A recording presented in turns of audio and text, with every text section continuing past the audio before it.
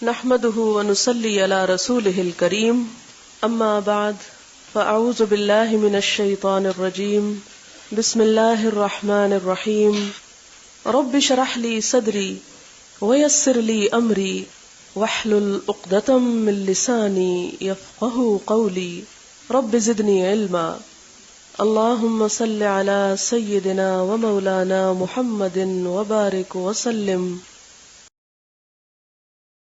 باب استعمال فضل. فضل آتا ہے زائد کو. یہ جو ہم کہتے ہیں نا اللہ اپنا فضل کر، یعنی ہمارے اعمال کو نہ دیکھ، اپنی رحمت کو دیکھ کے اپنی طرف سے زیادہ عطا کر، یہ مراد ہوتا ہے. تو فضل کا مطلب ہے زائد، جو بچ جائے. وضوء الناس، لوگوں کے وضو کے پانی سے.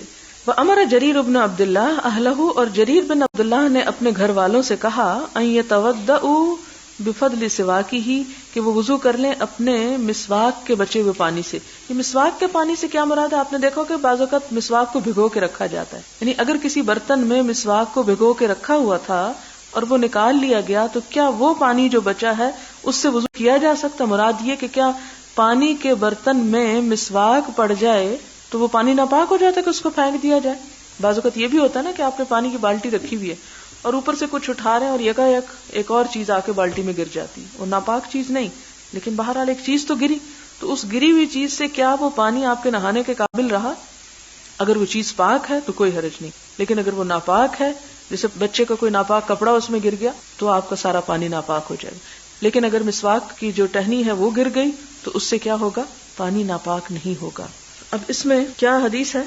حدثنا آدم قال حدثنا شعبۃ قال حدثنا الحکم قال سمعت ابا جحیفۃ، میں نے سنا ابو جحیفہ کو یقول خرج علینا رسول اللہ صلی اللہ علیہ وسلم، کہ نبی صلی اللہ علیہ وسلم ہمارے سامنے آئے.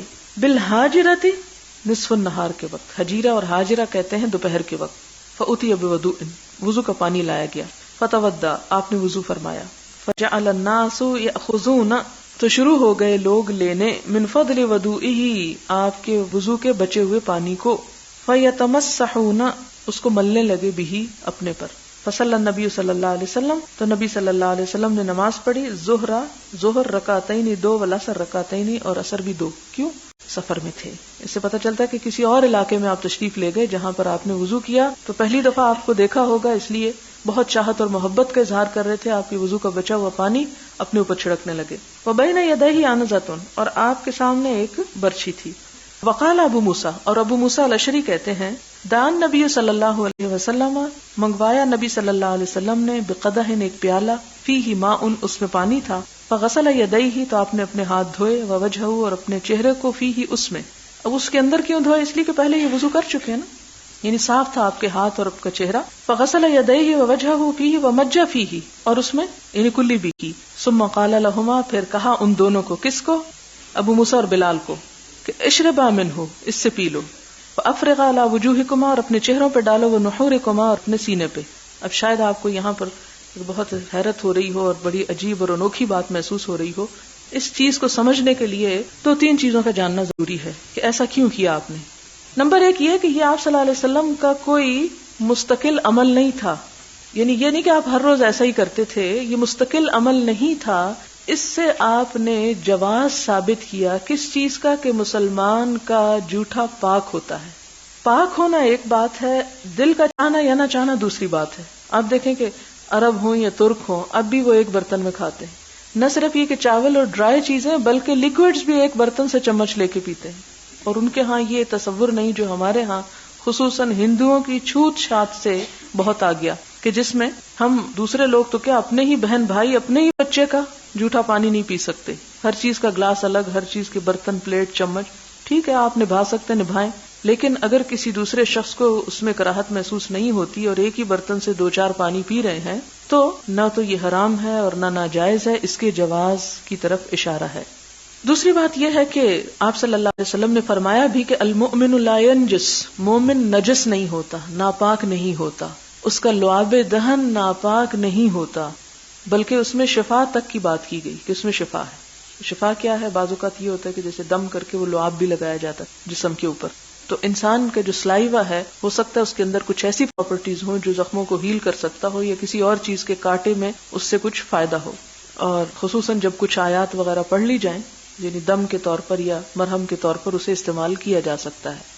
پھر اسی طرح یہ بات ہے کہ اگر پانی تھوڑا ہو، قلیل ہو، تو اس صورت میں ضروری نہیں کہ ہر شخص کا الگ لوٹا ہو، ایک ہی بالٹی سے بہت سارے لوگ جو ہیں وہ وضو کر سکتے ہیں. اور وضو کر کے یہ نہیں کہ بالٹی کے اندر ہی پانی پھینکیں گے، یعنی ہاتھ وغیرہ ڈالیں گے تو اس سے پانی جو ہے ناپاک نہیں ہوگا. لیکن یہ یاد رکھیے کہ متعدد احادیث میں یہ آیا کہ آپ صلی اللہ علیہ وسلم نے ہاتھ ڈالنے سے پہلے ہاتھوں کو الگ سے دھویا. لیکن اگر ہاتھ پاک ہے اور دھلا ہوا ہے تو بالٹی میں یا کسی بھی برتن میں یا طور، تست، تسلا یا چلمچی یا جو بھی آپ اس کو بولیں، اس میں پانی ڈال کے جب ہاتھ سے نکالا جاتا ہے تو ہاتھ پڑنے سے وہ پانی ناپاک نہیں ہوتا. کیوں؟ آپ نے فرمایا کہ مومن ناپاک نہیں ہوتا، یعنی مومن کا جو ہاتھ ہے اگر وہ پانی کو لگتا ہے، ٹچ کرتا ہے، تو اس سے پانی میں کوئی خرابی واقع نہیں ہوتی. یہ خیال کیوں پیدا ہو؟ اس لیے کہ انسان کا گوشت ناپاک ہے نا، نہیں کھا سکتے، حرام ہے کھانا. اس کا کھانا حرام ہے لیکن اس کا ٹچ کرنا یا ہاتھ لگانا، یہ جسی طرح عورت جو ہے مینسس کے دنوں میں بھی آٹا گوندتی ہے تو اس سے آٹا ناپاک نہیں ہوتا، یا وہ کپڑے دھوتی ہے تو کپڑے ناپاک نہیں ہوتے، یا ونڈیا پکاتی ہے. یہ بہت سے کھانے ایسے بھی پکتے ہیں کہ جیسے چاول دھونے کے لیے کیا ہوتا ہے، وہ آپ ہاتھ اندر ڈالتے ہیں، یا کچھ چیزوں کو مکس کرنے کے لیے. مکسر تو اب آئے ہیں، مشینیں اب آئی ہیں، پہلے زمانے میں تو ہاتھوں سے بہت سے کام ہوتے تھے. اس طرح مکھن نکالنے کے لیے آپ دیکھیں کہ ہاتھ استعمال ہوتے ہیں، اور اس میں کبھی وضو ہوتا ہے، کبھی نہیں ہوتا، کبھی پیریڈز ہوتے ہیں. تو ایسی صورت میں بتانا کیا مقصود ہے کہ اس ہاتھ کا استعمال کرنا کسی چیز کو جھوٹا یا ناپاک نہیں کرتا، کیونکہ ہاتھ سے یا جسم سے کچھ نہ کچھ اسکن کے اندر سے نکلتا تو ہے نا جب آپ کرتے ہیں. اسی طرح پسینہ بھی ناپاک نہیں ہے. اب ناپاک ہونا ایک بات ہے اور اس چیز کے استعمال پہ دل چاہنا یا نہ چاہنا یہ دوسری بات ہے. اب اسی طرح نبی صلی اللہ علیہ وسلم نے یہ جو حکم دیا تھا ان کو اس پانی کے اپنے جسم پہ چھڑکنے کا، تو یہ برکت کے لیے تھا. اس میں نہ تو یہ فرض ہے، نہ سنت ہے، نہ واجب ہے، بس ایک مستحب امر ہے. اگر کوئی کرنا چاہے تو اس کے لیے اس میں جواز ہے.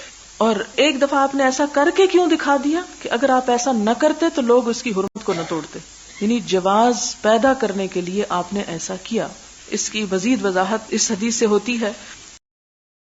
حدثنا علی بن عبد اللہ قال حدثنا یعقوب بن ابراہیم بن سعد قال حدثنا ابی عن صالح عن ابن شہاب قال اخبرنی محمود بن الربیع قال وهو الذي مج رسول اللہ صلی اللہ علیہ وسلم فی وجهه. یہ محمود بن ربیع وہی ہیں جن کے چہرے پہ آپ صلی اللہ علیہ وسلم نے ایک کلی کی پھوار پھینکی تھی. وهو غلام، اور وہ بچے تھے، من بئرہم، انہی کے کنویں سے لے کے پانی. وقال عروۃ، اور عروہ کہتے ہیں، ان المسوری، مسور سے، وغیرہ، مسور وغیرہ سے، مسور بن مخرمہ سے، کیا کہتے ہیں، یصدق کل واحد منہما صاحبہ، کہ ان میں سے ہر ایک اپنے ساتھی کو سچا کہہ رہا ہے. یہ روایت سچی ہے، مراد یہ ہے. یعنی یہ اتنی ساری باتیں پہلے کرنے کا مطلب کیا ہے کہ جو کچھ کہا جا رہا ہے وہ بالکل درست ہے. وَإِذَا تَوَضَّأَ النَّبِيُّ صلی اللہ علیہ وسلم، کہ نبی صلی اللہ علیہ وسلم جب وضو کرتے تھے، کادو یقتتلون علی وضوئہ، تو لگتا تھا کہ لوگ آپ کے وضو کے پانی پر لڑ پڑیں گے، جھگڑ اٹھیں گے کہ وہ مجھے چاہیے اور مجھے لینا ہے اور مجھے ملنا ہے. یہ کس موقع اور کس واقعے اور کس قصے کا ذکر ہے یہاں پر؟ آپ کو معلوم ہوگا کہ صلح حدیبیہ میں آپ صلی اللہ علیہ وسلم کے ساتھ 1400 صحابہ کا قافلہ تھا، اور وہاں پر کفار نے ان کو عمرہ نہیں کرنے دیا تھا. اور اس وقت کیا ہوا، جب عمرہ نہیں کرنے دے رہے تھے، اندر نہیں آنے دے رہے تھے، تو مسلمانوں اور قریش کے درمیان ایلچی آ جا رہے تھے، سفارت ہو رہی تھی، میسیجز ایک سے دوسری جگہ جا رہے تھے، نیگوشیشن ہو رہی تھی کہ کسی طرح وہ عمرہ کرنے دیں. اب انہی میں ہم دیکھتے ہیں کہ عروہ بن مسعود الثقفی، جو اس وقت مسلمان نہیں تھے، وہ حضور صلی اللہ علیہ وسلم کے پاس گفتگو کرنے کے لیے آیا. اس نے واپس جا کر اپنے سرداروں کو یہ بتایا کہ تم اس شخص کا مقابلہ نہیں کر سکتے. کیوں؟ اس لیے کہ اس کو اس کے ساتھی اتنا چاہتے ہیں، اس سے اتنی محبت کرتے ہیں کہ اس کا حکم ماننا تو بڑی بات، اس کے وضو کے پانی پہ بھی جھگڑتے ہیں. اور اس نے یہ بھی کہا تھا، جو یہاں نہیں لکھا ہوا، ایک اور روایت میں آتا ہے، یا خدا کی قسم میں نے کیسر و کسرا کے دربار دیکھے ہیں، بڑے بڑے بادشاہوں کے انداز دیکھے ہیں، اور ان کے ساتھ ان کے درباریوں اور ان کے ماتحتوں کا جو سلوک ہے وہ بھی دیکھا ہے، لیکن جو چیز میں نے محمد صلی اللہ علیہ وسلم کے دربار میں دیکھی ہے وہ کہیں نہیں دیکھی کہ لوگ آپ کے وضو کے پانی تک پہ جھگڑ پڑتے ہیں، یعنی اس کو بھی رائیگاں نہیں جانے دیتے.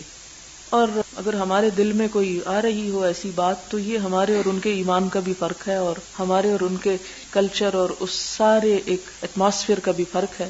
ظاہر ہے کہ جہاں ہم رہتے ہیں اور ہماری تعلیم و تربیت اور ہمارا لائف سٹائل جو کئی سال تک ایک چیز کو برا سمجھتا رہا، وہ چند باتیں پڑھ کے شاید جلدی نہ بدلے، لیکن یہ ایک بہت بڑی حقیقت ہے جسے تسلیم کرنا ہوگا۔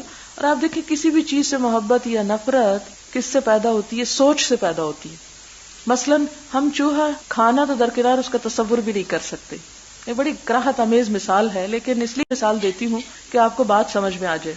مکھی کے بارے میں آپ کا کیا خیال ہے، یا اور اسی طرح چھپکلی، ٹڈی کے بارے میں، کاکروچز کے بارے میں کوئی تصور نہیں کر سکتا نا آپ میں سے، کتنی کراہت ہے، حد سے بڑھ کے کراہت۔ لیکن آپ نے بہت سی ایسی قوموں کو نہ صرف یہ کہ سن رکھا ہوگا بلکہ ان کے بارے میں دیکھ بھی رکھا ہوگا کہ وہ ان تمام چیزوں کو بہت شوق سے کھاتی ہیں، کیسے کھا لیتی ہیں جبکہ ہم تصور میں بھی نہیں لا سکتے۔ کیوں؟ اس لیے کہ ہماری بچپن سے تربیت اس ڈھنگ پہ ہوئی کہ ان تمام جانوروں سے ہم نے نفرت ہی سیکھی کہ یہ نجس ہیں، گندے ہیں، اور ہیں گندے۔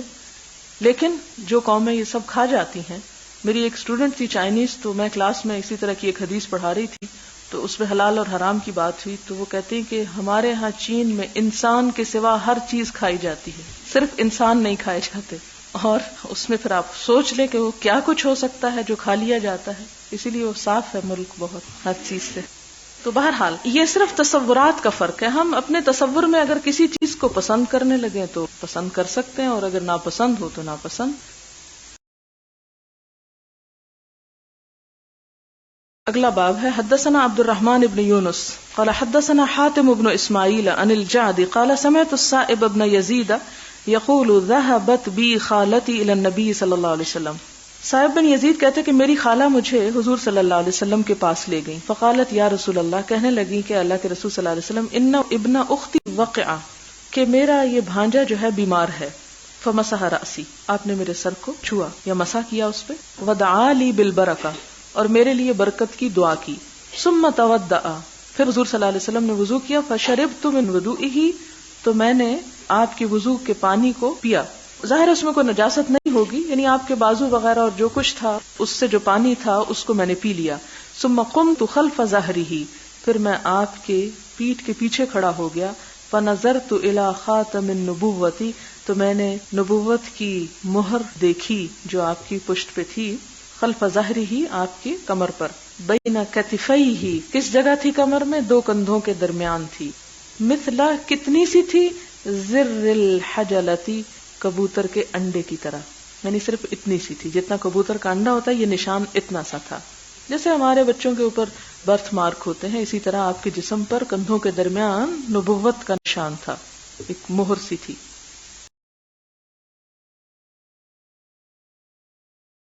باب من مدمد واستنشق من غرفۃ واحدۃ، ایک ہی چلو سے کلی کرنا اور ناک میں پانی ڈالنا، یعنی دو الگ دفعہ نہیں، ایک ہی دفعہ پانی لے کے دونوں کام کر لینا، تو اس کی اجازت ہے۔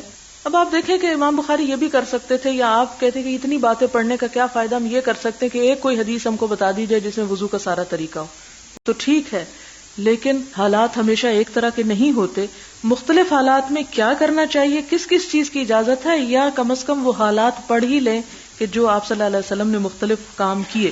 صرف ایک چیز پر آپ سٹک تو کر سکتے ہیں، لیکن اس سے دین میں وسعت نہیں پیدا ہوتی۔ ہمارے ہاں دین کے نام پہ تنگ نظری اسی لیے پیدا ہوئی کہ جو ہمارے بڑوں نے، والدین نے، یا کسی نے بھی ہمیں ایک خاص طریقے سے کام کرنا سکھا دیا، اس کو ہم نے حرف آخر سمجھ لیا، اور اس میں کسی دوسری چیز کی گنجائش نہ چھوڑی، خواہ حالات کتنے ہی بدل جائیں یا کتنی ہی مشقت میں کوئی پڑ جائے۔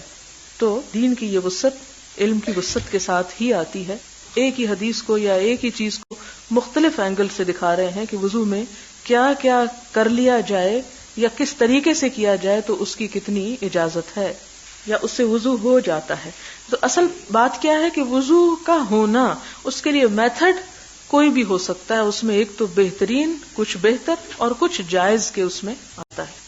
حدثنا مسدد قال حدثنا خالد بن عبد الله قال حدثنا عمرو بن يحيى عن ابيه عن عبد الله بن زيد انه افرغ من الاناء على يديه۔ پھر آپ دیکھیں کہ وہی چیز آتی ہے کہ آپ صلی اللہ علیہ وسلم نے اپنے دونوں ہاتھوں پہ پانی ڈالا، یعنی ڈائریکٹ برتن میں نہیں ڈالا، فغسلهما ثم غسل او مدمد واستنشق من كفة واحدة، لیکن ایک ہی چلو سے ایک ہی دفعہ میں کلی اور ناک میں پانی ڈالا، ففعل ذلك ثلاثا، 3 بار ایسا کیا، فغسل يديه الى المرفقين مرتين مرتين، اور 2 بار اپنے بازوؤں کو کہنیوں تک دھویا، ومسح برأسه، اور اپنے سر پہ مسح کیا، ما اقبل وما ادبر، سامنے سے پیچھے سے بھی، وغسل رجلیہ الی الکعبین، اور دھویا اپنے دونوں پاؤں کو ٹخنوں تک. ثم قال، پھر فرمایا ھکذا وضوء رسول اللہ صلی اللہ علیہ وسلم، اس طرح تھا آپ صلی اللہ علیہ وسلم کا وضو. باب مسح الرأس مرتن، کہ ایک ہی دفعہ سر کا مسح کر لینا، کیا یہ کافی ہے یا باقی چیزیں تین ہیں تو مسح بھی 3 دفعہ ہو؟ مسح ایک ہی دفعہ آیا ہے، باقی اعضاء 1 سے 3 دفعہ آئے ہیں، لیکن مسح ایک ہی مرتبہ، یعنی یہ مستحب بھی نہیں ایک سے زیادہ دفعہ کرنا.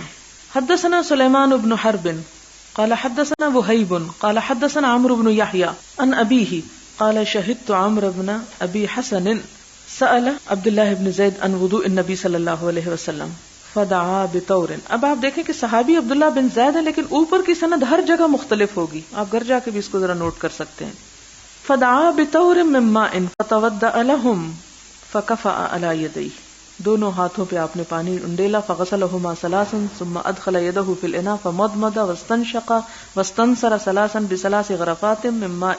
چونکہ یہ پیچھے گزر چکی اس لیے اس کو صرف پڑھوں گی. ثم ادخل یدہ فغسل وجهه ثلاثا ثم ادخل یدہ فی الاناء فغسل یدہ الى المرفقین مرتين ثم ادخل یدہ فی الاناء فمسح برأسه فاقبل بیدیہ وادبر بهما ثم ادخل یدہ فغسل رجلیہ. حدثنا موسیٰ قال حدثنا وہیب قال مسح رأسه مرتن، کہ آپ صلی اللہ علیہ وسلم نے مسح ایک ہی مرتبہ کیا.